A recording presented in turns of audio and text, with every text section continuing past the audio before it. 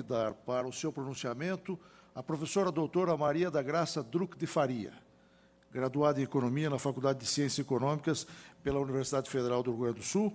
Atualmente é professora da Universidade Federal da Bahia. Professora, a senhora dispõe de 15 minutos para o seu pronunciamento. Obrigada. Bom dia, senhor presidente desse tribunal. Bom dia, senhores ministros. Bom dia a todos os presentes.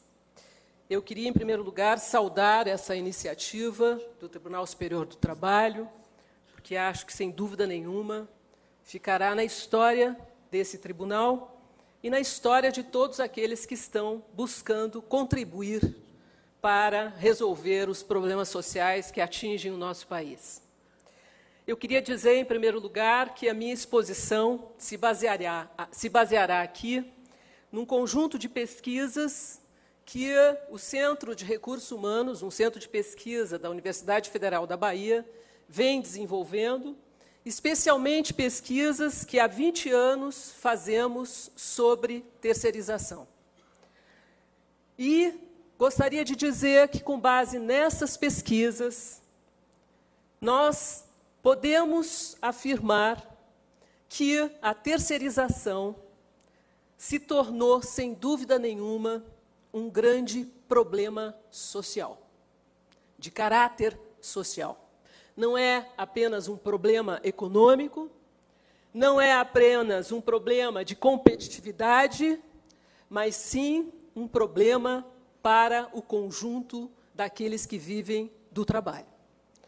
Queria dizer que não estou aqui falando em nome de nenhuma entidade sindical nem patronal, mas as pesquisas que nós vemos desenvolvendo me credenciam a afirmar o que irei afirmar daqui para frente. Considero, em primeiro lugar, que nós estamos vivendo aqui no Brasil, e eu vou me ater ao caso brasileiro, estamos vivendo uma epidemia sem controle da terceirização. Ou seja, ela cresce vertiginosamente e sem limites. E isso se expressa por vários indicadores.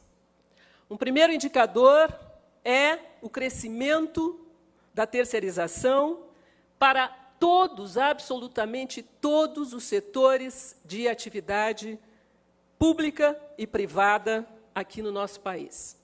As pesquisas têm revelado e identificado a terceirização em pelo menos 38 setores de atividades. Indústria, serviço, comércio, agricultura e serviços públicos. Então, um crescimento que não se trata mais de atividade meio ou fim. Um crescimento que, inclusive, as pesquisas têm demonstrado, naqueles estudos mais setoriais que temos realizado, a terceirização das chamadas atividades nucleares das empresas. Em segundo lugar, um outro indicador também que expressa essa epidemia da terceirização diz respeito à inversão do número de empregados contratados pelas empresas em relação ao número de trabalhadores terceirizados. Os estudos também que temos feito e outros estudos de pesquisadores aqui no Brasil, assim como dados, inclusive, de empresas, têm demonstrado essa relação de inversão. No caso da Bahia, um estudo que desenvolvemos no setor industrial, nós encontramos empresas que tinham 25% dos seus empregados contratados diretamente pela empresa e 75% de trabalhadores terceirizados. Esse também é o caso da Petrobras, e vou citá-la nominalmente, porque esse dado é um dado do seu relatório, do relatório de sustentabilidade de 2009, e que tem sido também objeto da imprensa, das notícias de jornal. A Petrobras, em 2009, computou 295.260 empregados terceirizados, contra 76.919 empregados ou funcionários contratados pela empresa. Ou seja, uma proporção de quase 4, ou mais precisamente 3,8 terceirizados para cada funcionário efetivo dessa empresa. Além desse crescimento expresso por esses indicadores, nós observamos também nas pesquisas modalidades de terceirização que fogem completamente à argumentação que se trata de uma relação interempresas. Por quê? Porque vemos, por exemplo, o recurso à utilização de cooperativas, de ONGs e de PJs, a famosa pejotização. Trabalhadores que até pouco tempo atrás eram assalariados, com seus respectivos direitos, pelo menos garantidos pela Constituição, e que se tornaram empresários, como nós chamamos o empresário do eu sozinho, porque ele se tornou um PJ para perder, portanto, o direito a qualquer proteção social. Então, essas formas, essas modalidades que têm sido recorrentes no uso da terceirização em todos os setores, público e privado, inclusive, eu não me lembro exatamente quem falou aqui sobre os médicos, as condições precárias dos médicos. Ora, grande parte de médicos hoje trabalham na forma de cooperativados, como uma das formas de terceirização utilizada não só por hospitais e redes, grandes redes privadas da medicina, como também do setor público. Uma forma, portanto, evidente, né, de precarização. Um outro aspecto que eu queria tratar, além desses indicadores que demonstram esse crescimento vertiginoso da terceirização, é por que isso ocorre? Por que essa epidemia? Por que as empresas terceirizam? Vários aqui já expuseram as suas opiniões e as suas motivações. E eu queria me ater àquilo que eu posso ver a partir das pesquisas que realizamos. E acredito que, a partir desses dados, existe, de fato, hoje, no Brasil, uma política das empresas que não se trata, como é o argumento utilizado, de focalização ou especialização, mas se trata, sem dúvida nenhuma, de uma política de precarização com a transferência de riscos para os trabalhadores por parte da tomadora. Ou seja, a desobrigação por parte da tomadora dos direitos trabalhistas em nome da redução de custos. Assim, ela transfere para a terceira, que existe, de fato, para intermediar o contrato e a responsabilidade pela proteção do trabalhador, dos seus direitos, e a gestão do processo de trabalho, efetivamente, em geral, é feita pela própria tomadora. Ou seja, ela transfere, portanto, a responsabilidade legal, mas não efetivamente de gestão.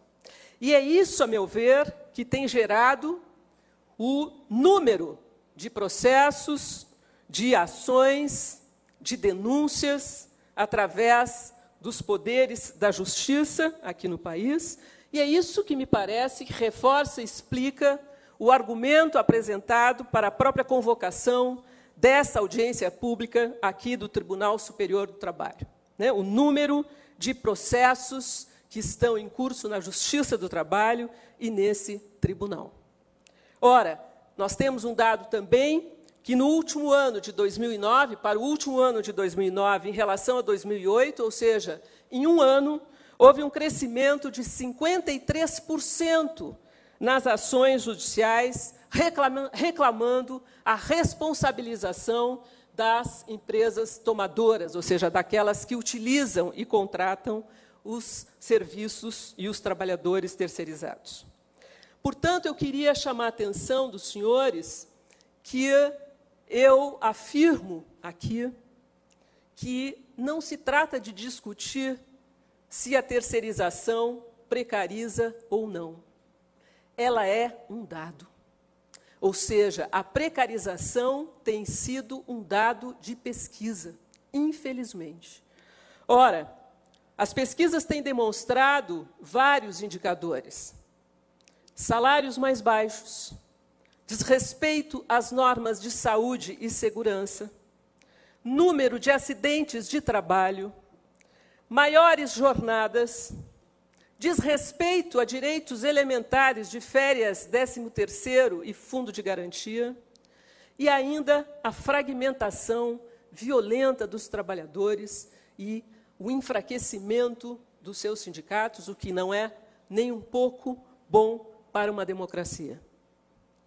Numa pesquisa que realizamos na região metropolitana de Salvador, para o setor industrial, encontramos remunerações que variam dos terceirizados em relação aos trabalhadores efetivos, remuneração que variam entre 1,4 e 5 vezes menor o salário dos terceirizados em relação aos empregados. No que diz respeito a acidentes do trabalho, especificamente no setor de petróleo, que também tem sido objeto de inúmeras reportagens pela imprensa do nosso país. O que se observa é que entre 95% e 100% dos acidentes, inclusive chamados acidentes fatais, ou seja, com mortes, ocorre entre trabalhadores terceirizados. No setor elétrico, mais um exemplo, esse dado é 75%, ou seja, os trabalhadores terceirizados que sofrem acidentes de trabalho. Em recente levantamento também, que está em curso, de um projeto que estamos ainda desenvolvendo, portanto, estou aqui apresentando alguns resultados preliminares, observamos que, a partir de fiscalizações do Ministério do Trabalho e ações civis, observa-se uma incidência, para uma primeira amostra que nós estamos trabalhando, em que a remuneração dos empregados terceirizados é inferior à dos empregados contratados, que chega a ser uma incidência de quase 99%, ou 98,8%. E, também, da mesma fonte, o desrespeito às normas de saúde e segurança em 100%.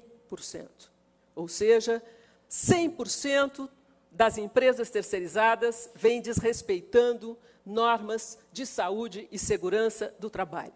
E aqui eu gostaria, uma pena que o professor Pastore não esteja mais aqui, mas gostaria de dizer, especialmente a ele, que saúde não se negocia. Trata-se da vida ou da morte dos trabalhadores. Trata-se da mutilação e de torná-los incapazes ou incapacitados para os trabalhadores. Não podemos negociar. Não podemos negociar.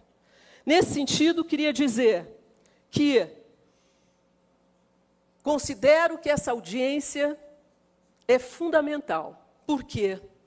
Porque, na minha opinião, a única forma, ou uma das únicas formas, de botar algum controle a essa epidemia da terceirização, que não é outra coisa, senão uma epidemia de desrespeito aos direitos do trabalho, aos direitos trabalhistas, que eu acho que a regulação e o poder de determinadas instituições nesse país é crucial.